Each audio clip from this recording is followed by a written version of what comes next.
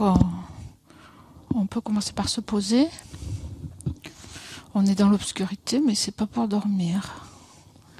Donc on essaie de garder l'esprit éveillé.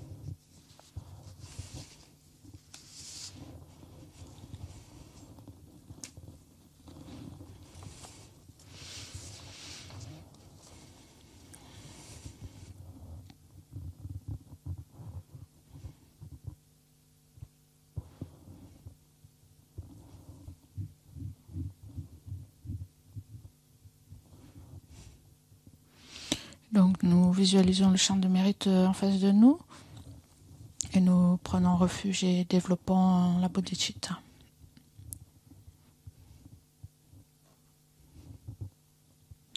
Jusqu'à l'éveil, je prends refuge en le Bouddha, le Dharma et la communauté suprême, la Sangha. Jusqu'à l'éveil, je prends refuge en le Bouddha, le Dharma et la communauté suprême, la Sangha. Jusqu'à l'éveil, je prends refuge en le Bouddha, le Dharma et la communauté suprême, la Sangha.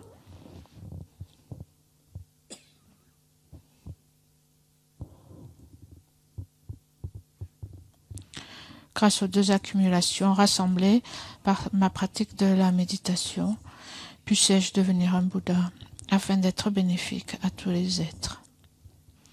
Grâce aux deux accumulations rassemblées par ma pratique de la méditation, puissais-je devenir un Bouddha afin d'être bénéfique à tous les êtres. Grâce aux deux accumulations rassemblées par ma pratique de cette méditation, puissais-je devenir un Bouddha afin d'être bénéfique à tous les êtres. Donc nous pouvons prendre un peu de temps pour générer vraiment la motivation, si possible l'esprit d'éveil, la motivation de bodhicitta. Au moins une motivation la plus altruiste possible.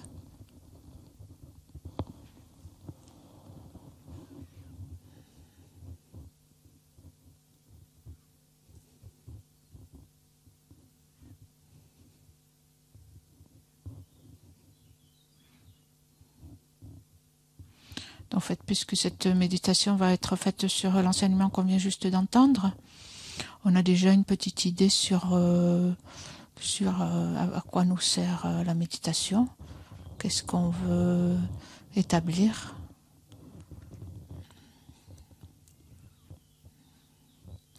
Et donc on peut générer maintenant la motivation que ce qu'on fait, ce qu'on veut établir, développer, ça aille dans le sens de l'éveil pour tous, pour le bien de tous.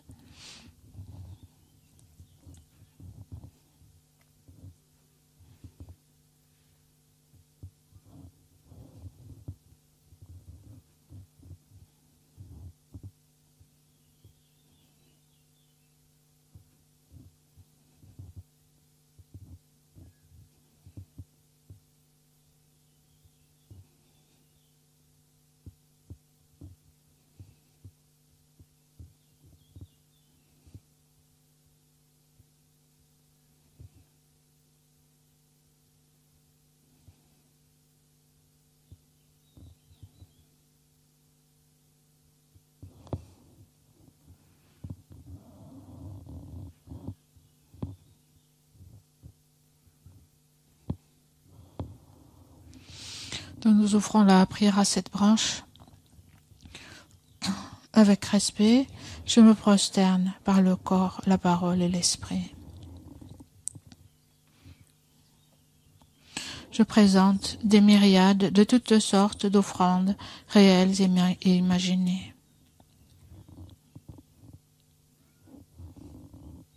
Je confesse toutes les actions négatives accumulées depuis des temps sans commencement.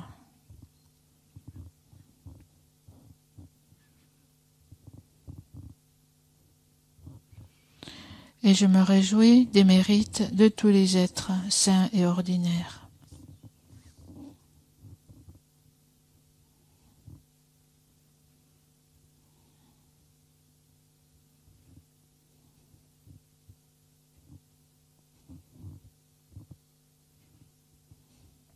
Ô maîtres et Bouddhas, demeurez, je vous prie, jusqu'à la fin du samsara et tournez la roue du dharma pour les êtres.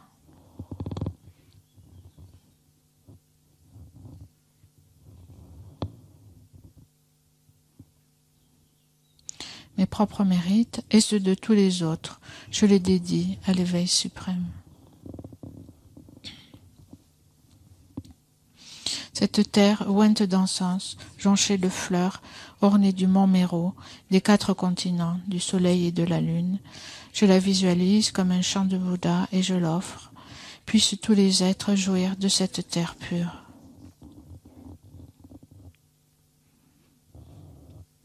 Je prends refuge et me prosterne devant le Maître et les 3 joyaux précieux. Veuillez, je vous prie, bénir mon esprit. Je vous fais la requête de pacifier immédiatement toutes les conceptions erronées de la dévotion incorrecte envers le Maître jusqu'à la vue dualiste dans mon esprit et dans celui de tous les êtres mémères. Je vous fais la requête de susciter dans mon esprit et celui de tous les êtres mémères toutes les réalisations correctes de la dévotion au Maître jusqu'à l'éveil. Je vous fais la requête de pacifier tous les obstacles intérieurs et extérieurs qui entravent le développement de l'intégralité de la voie graduée vers l'éveil dans mon esprit et dans celui de tous les êtres mémères. Je prends refuge et me prosterne devant le Maître et les 3 joyaux précieux. Veuillez, je vous prie, bénir mon esprit. Je vous fais la requête de pacifier immédiatement toutes les conceptions erronées de la dévotion incorrecte envers le Maître jusqu'à la vue dualiste dans mon esprit et dans celui de tous les êtres mémères. Je vous fais la requête de susciter dans mon esprit et celui de tous les êtres mémères toutes les réalisations correctes de la dévotion au Maître jusqu'à l'éveil. Je vous fais la requête de pacifier tous les obstacles intérieurs et extérieurs qui entravent le développement de l'intégralité de la voie graduée vers l'éveil dans mon esprit et dans celui de tous les êtres mémères. Je prends refuge et me prosterne devant le Maître et les 3 joyaux précieux. Veuillez, je vous prie, bénir mon esprit. Je vous fais la requête de pacifier immédiatement toutes les conceptions erronées de la dévotion incorrecte envers le Maître jusqu'à la vue dualiste dans mon esprit et dans celui de tous les êtres mémères. Je vous fais la requête de susciter dans mon esprit et celui de tous les êtres mémères toutes les réalisations correctes de la dévotion au Maître jusqu'à l'éveil. Je vous fais la requête de pacifier tous les obstacles intérieurs et extérieurs qui entravent le développement de l'intégralité de la voie graduée vers l'éveil dans mon esprit et dans celui de tous les êtres mémères. Idang Guru Rana Mandala Kamniyataya Mi. Précieux et glorieux Maître Racine, veuillez demeurer sur le lotus au-dessus de ma tête. Dans votre grande bonté, veuillez me guider et m'accorder les réalisations de votre corps, de votre parole et de votre esprit. Veuillez me guider et m'accorder les réalisations de votre corps, de votre parole et de votre esprit. Vous êtes l'œil qui contemple l'immensité des enseignements, la porte d'accès suprême à la libération pour les êtres fortunés. À l'aide de vos moyens habiles, vous nous pacifiez avec amour. Ô Maître spirituel qui nous éclairez, je vous invoque. Puissais-je à aucun moment ne laisser surgir en moi la moindre vue fausse envers les actions du Maître glorieux. Puissais-je considérer toutes ces actions comme pures et avec cette dévotion recevoir les bénédictions du Maître dans mon cœur.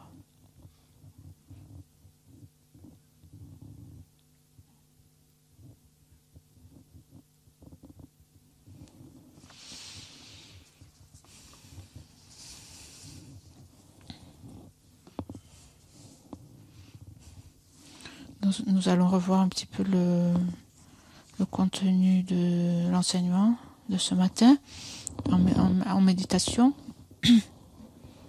Donc je vous rappelle qu'il s'agit d'une méditation analytique, dans laquelle en fait nous écoutons.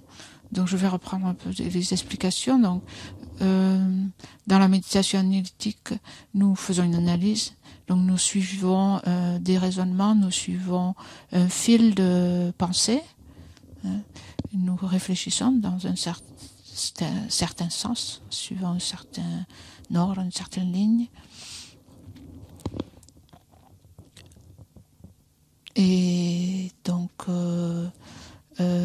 lorsque cette méditation analytique, c'est bien de la lier aussi à la méditation de placement, qu'on appelle de placement. La méditation de placement, c'est s'arrêter sur un point et se concentrer sur un point. Donc, c'est-à-dire que lors de l'analyse, si à l'aide de l'analyse, vous arrivez à ressentir, à comprendre le point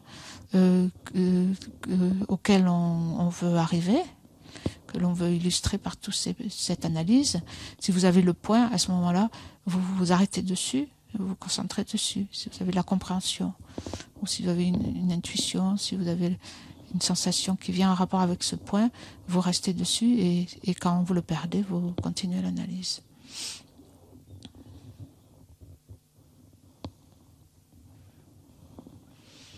Donc nous avons commencé à parler de l'enthousiasme, la persévérance, qu'on appelle aussi l'effort joyeux, on appelle aussi l'énergie quelquefois. La persévérance. Donc toutes les qualités sans exception sont issues de la persévérance enthousiaste. Donc sans faire d'effort, autrement dit, sans faire un certain effort, sans s'appliquer, nous n'allons pas cheminer sur la voie. Nous recevons toutes les informations, mais ensuite il faut appliquer l'esprit, il faut mettre tout en pratique, et donc cela demande une certaine persévérance ou un certain effort. Et c'est grâce à cet effort ou à cette persévérance que on pourra achever les 2 accumulations et arriver à l'état de Bouddha. Donc c'est indispensable. Cet effort ou cette persévérance, elle est définie comme l'inclination à la vertu, l'entrain ou la joie à s'engager dans la vertu, qui fait qu'on se tourne et naturellement on a envie de pratiquer la vertu, de s'engager dans les activités spirituelles, la méditation, etc. Ça va être difficile de s'engager dans les pratiques. Donc on peut penser à notre niveau. Par exemple, nous suivons le PEBA, donc nous écoutons les enseignements.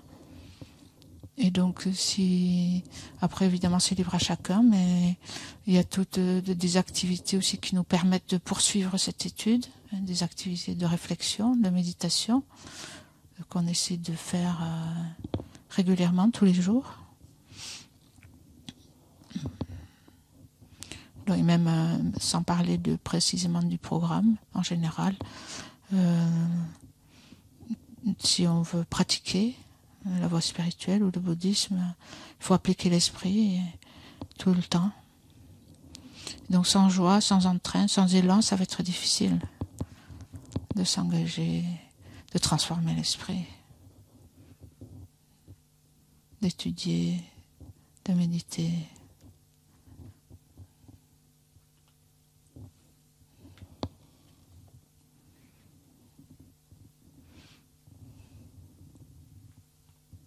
Et donc c'est bien, si on veut pour développer une certaine attitude, c'est bien d'identifier en nous les forces contraires. Qu'est-ce qui s'oppose en fait à cette persévérance? Qu'est-ce qui nous empêche d'appliquer l'esprit, hein, de pratiquer, d'appliquer l'esprit aux instructions, d'engager l'esprit dans les instructions que l'on reçoit. Quels sont les facteurs contraires à la persévérance? Donc c'est la paresse. Donc c'est bien, pour évoluer, pour grandir, pour se développer, il faut identifier ces facteurs en nous. Parce que sinon on va pouvoir prétendre faire quelque chose, ou peut-être on y croira, mais ça ne sera pas vraiment authentique. Donc c'est bien, on peut déjà passer un petit peu de temps là pour identifier la paresse. Est-ce que on peut la reconnaître dans notre vie? Et ensuite on pourra parler de comment abandonner ces facteurs. Donc dans l'enseignement on a parlé des trois, je vous rappelle les trois types de paresse dont on a parlé. Et donc chacun pour nous, pour soi-même, nous pouvons examiner si ces facteurs se manifestent et comment. Donc d'abord, le premier type de paresse, c'est ce qu'on a appelé la paresse, on peut dire la fainéantise ou l'indolence. Le fait qu'on soit attaché au confort et qu'on aime bien en fait passer du temps à rien faire. C'est un manque d'énergie, mais c'est juste se prélasser. On aime bien avoir le temps pour se prélasser, pour rien faire. C'est ça, c'est la fainéantise, l'indolence, qui nous pousse toujours à remettre l'effort plus tard. Ça, c'est un des facteurs. Le deuxième, c'est décrit comme l'adhérence au mal. En fait, ce que ça veut dire, c'est que on est attaché à des tas d'activités qui ne relèvent pas du dharma, qui ne relèvent pas de la vertu.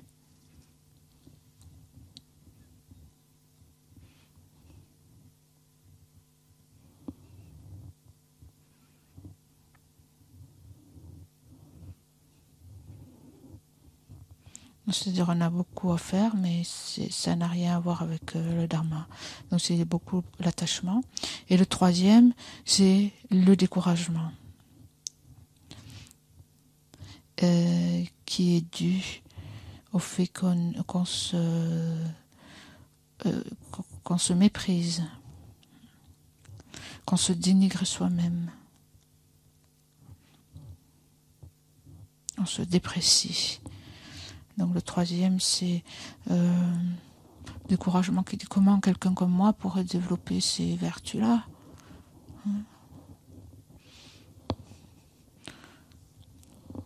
Donc on peut prendre quelques minutes pour examiner ces points.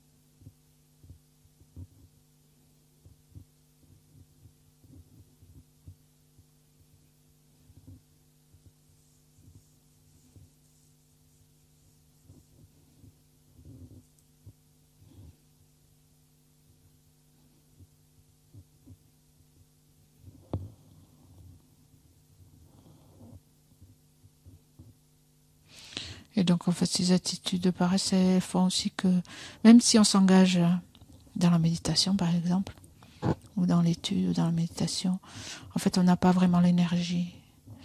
Et notre pratique, elle peut devenir assez formelle.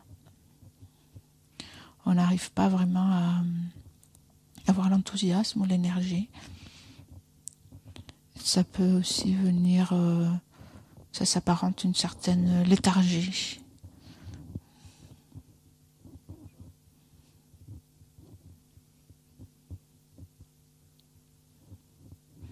On se conforte un peu dans ce qu'on est.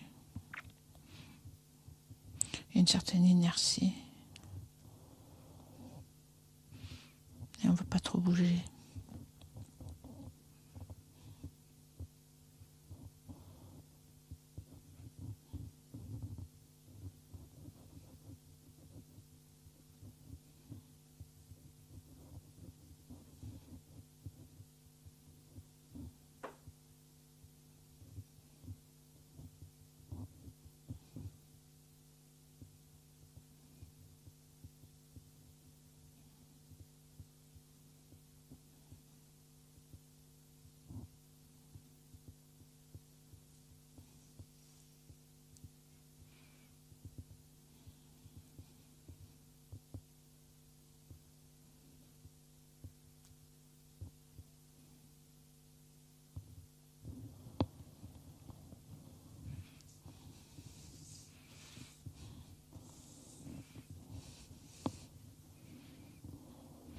Ensuite, Shantideva parle de 3 conditions.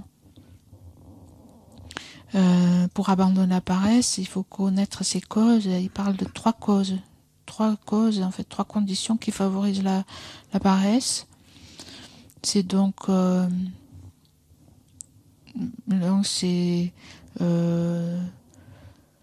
on aime se prélasser.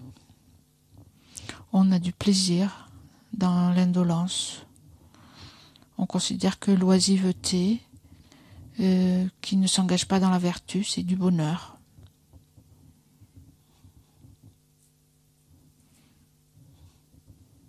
On prend plaisir donc à l'oisiveté. Donc c'est une forme d'attachement. Aussi l'attachement au sommeil.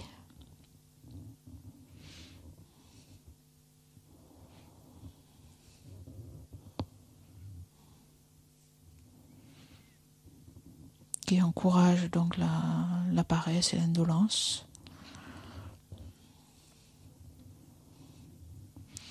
Et le manque de dégoût ou de lassitude pour les souffrances du cycle des existences. Donc c'est bien d'identifier ces causes aussi. Se demander est-ce que nous les avons. Donc aimer se prélasser, aimer l'oisiveté, être attaché au sommeil et ne pas avoir bien réfléchi en fait aux réalités de la souffrance de ce cycle.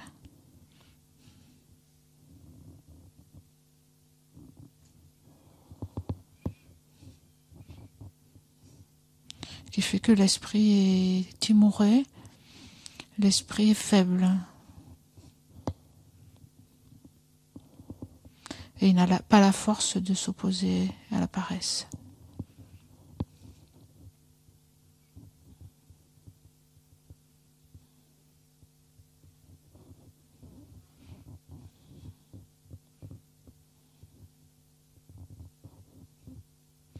Et donc on perpétue une certaine apathie.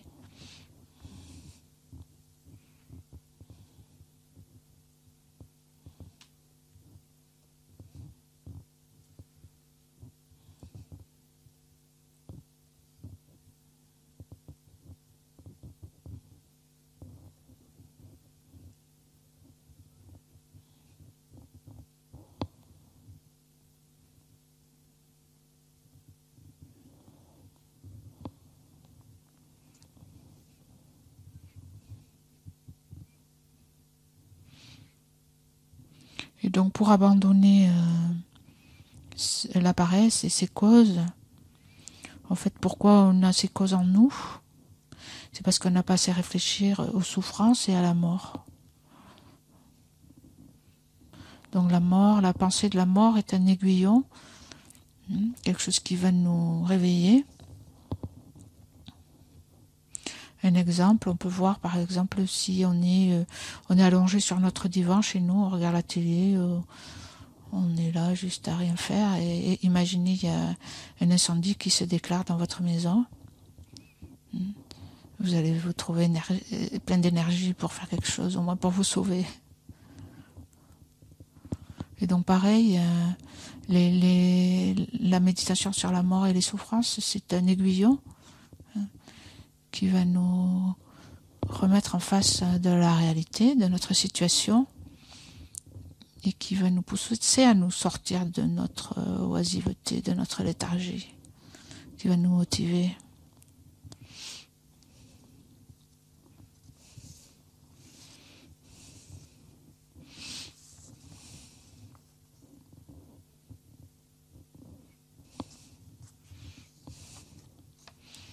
Donc nous sommes pris dans le piège des perturbations, empêtrés dans les filets des renaissances.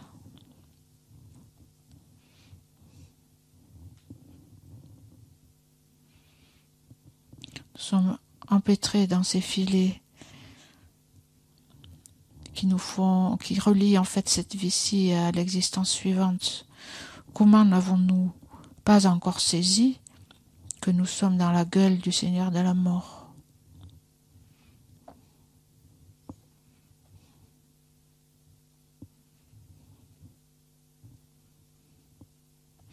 Ne vois-tu pas que petit à petit, il tue notre espèce? Celui qui s'adonne au sommeil malgré tout est pareil à un buffle face au boucher.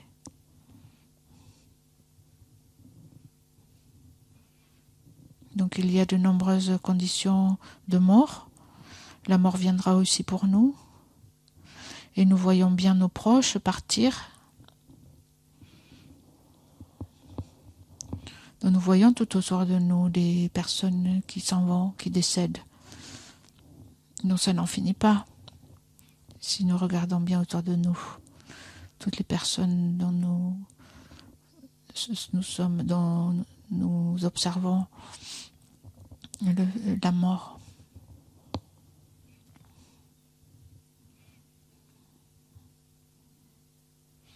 Et donc quand quelqu'un part, ils nous disent c'est bientôt ton tour.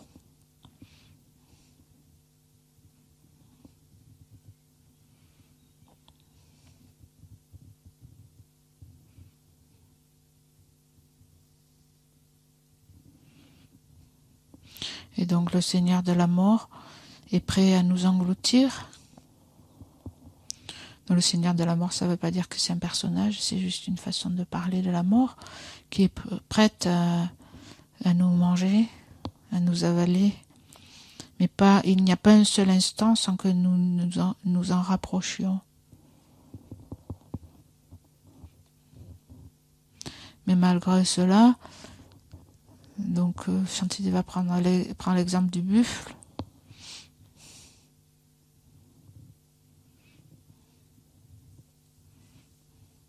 Qui bien qu'il voit les autres buffles qui l'ont précédé être tués un à un par le boucher, demeure juste tranquille jusqu'au dernier moment, ne réalisant absolument pas ce qu'il attend.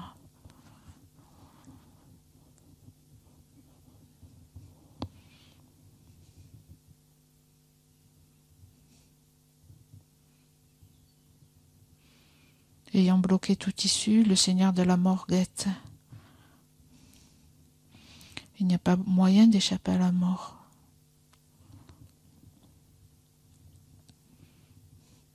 Comment peux-tu te repaître de nourriture et prendre plaisir au sommeil?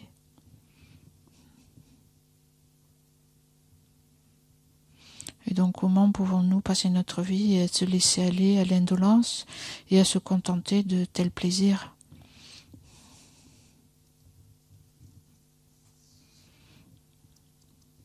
Et à se laisser aller donc à l'indulgence, juste au plaisir de cette vie, au sommeil, à l'oisiveté, sans réaliser en fait que la valeur de cette vie.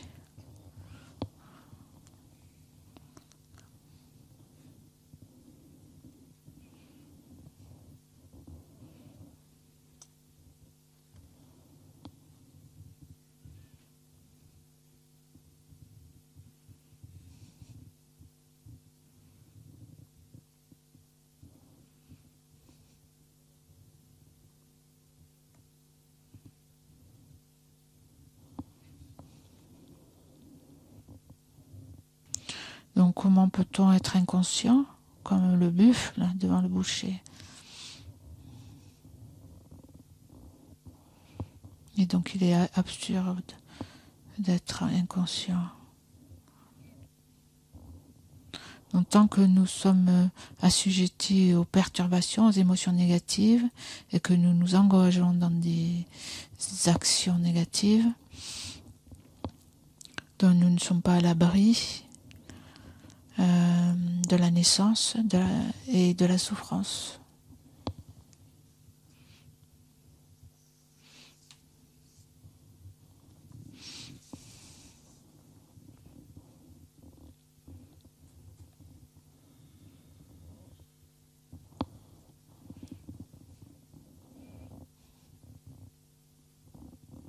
Et donc l'essentiel ici, c'est en fait s'engager dans la vertu tant que nous en avons le temps.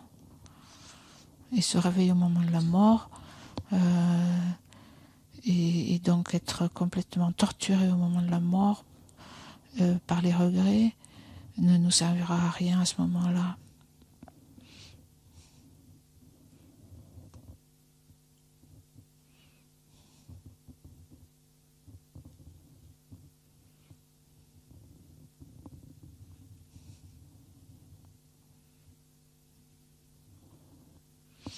Et donc,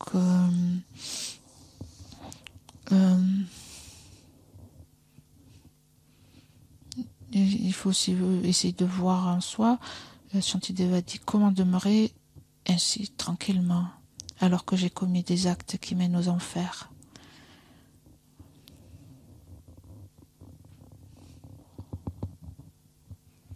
Donc, comment être tranquille?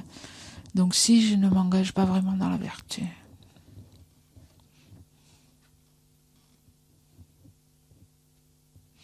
Donc, bien que nous connaissions le Dharma, donc nous avons bien compris ce qui est positif, ce qui est négatif, ce qui mène au bonheur, ce qui mène à la souffrance.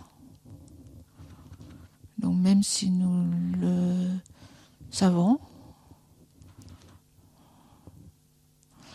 donc le point essentiel, c'est est-ce que nous agissons en conséquence.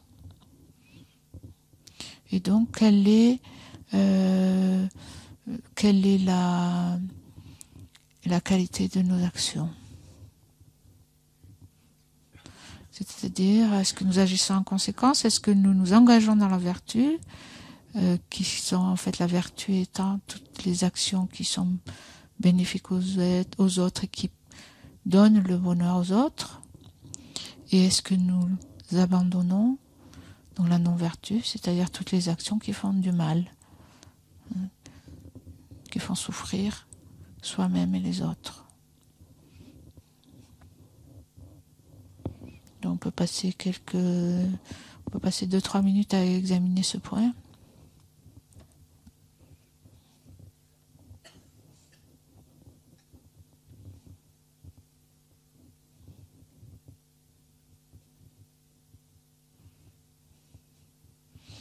Donc essentiellement, évidemment, le corps, la parole, l'esprit, essentiellement l'esprit. Et on peut essayer par exemple d'examiner la façon dont nous, mentalement, nous considérons les autres, en général. Est-ce que nous considérons, nos intentions, comment sont nos intentions? Est-ce que nous considérons les autres avec bienveillance ou avec malveillance, etc.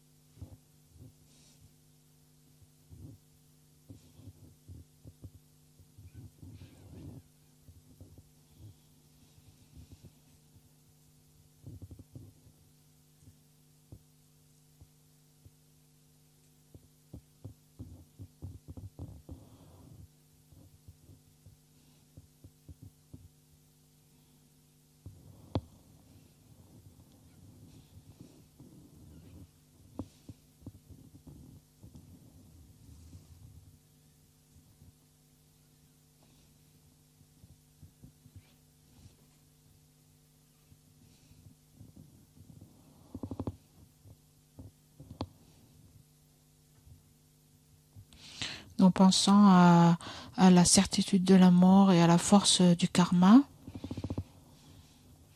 Donc il peut nous précipiter dans des renaissances similaires, en fait, qui sont similaires en nature à nos propres actions.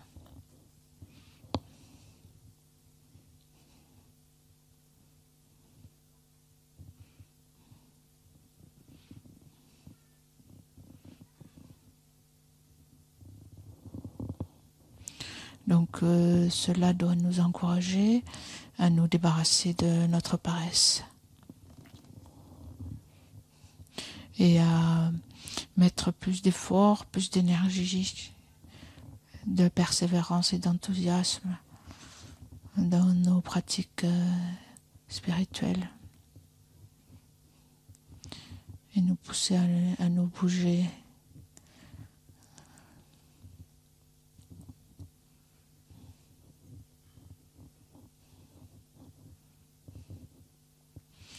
Pas nous reposer sur nos lauriers.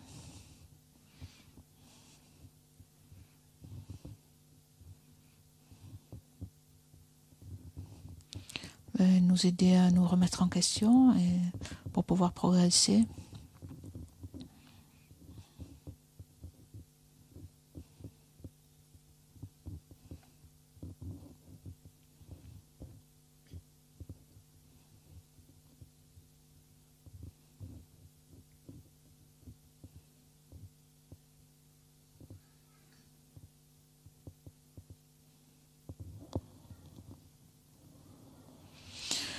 Donc pour terminer, nous pouvons en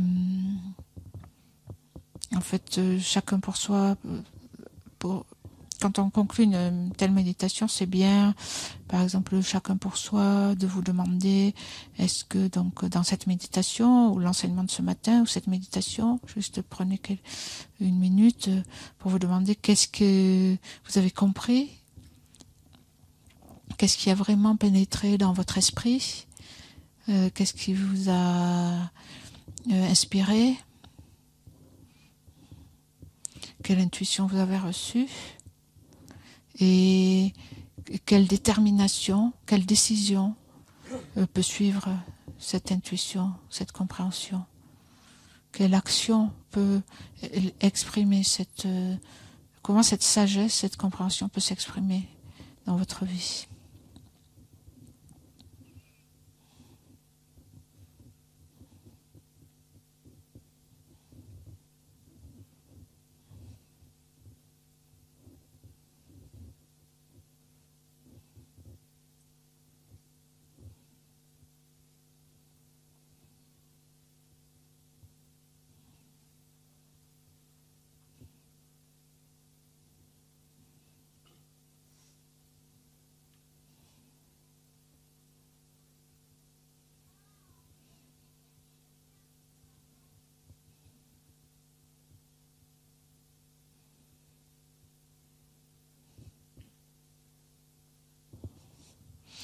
Et donc, toute l'énergie positive de cette méditation, nous la dédions pour qu'elle nous porte sur cette voie de la transformation de l'esprit jusqu'à l'atteinte de l'éveil pour le bien de tous.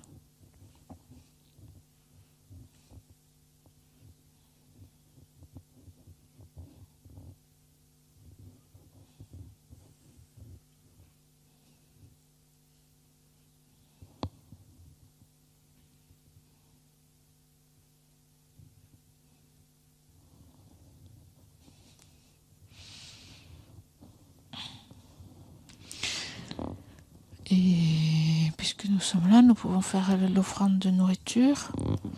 Si quelqu'un peut me passer un livre. Merci. Page 207. Nous pouvons visualiser la nourriture qui nous attend, transformée en nectar. Et nous l'offrons à tous les Bouddhas. Om Aho, Om Aho, Om Aho. Olama. Lama Gelama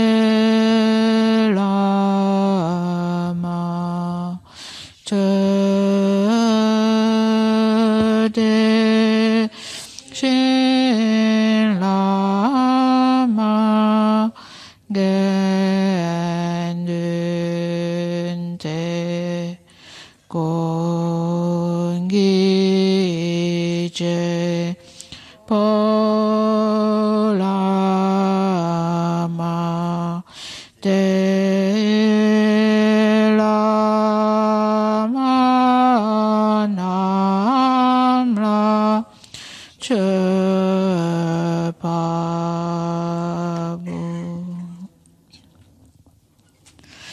Puissions-nous, ainsi que notre entourage, dans toutes les vies à venir, ne jamais être séparés des trois joyaux, faire continuellement des offrandes aux trois joyaux, par l'inspiration des trois joyaux.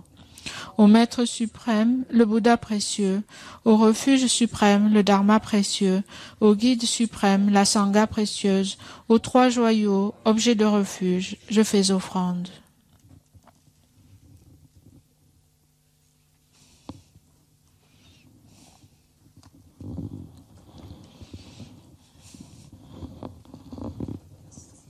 Merci et bon appétit.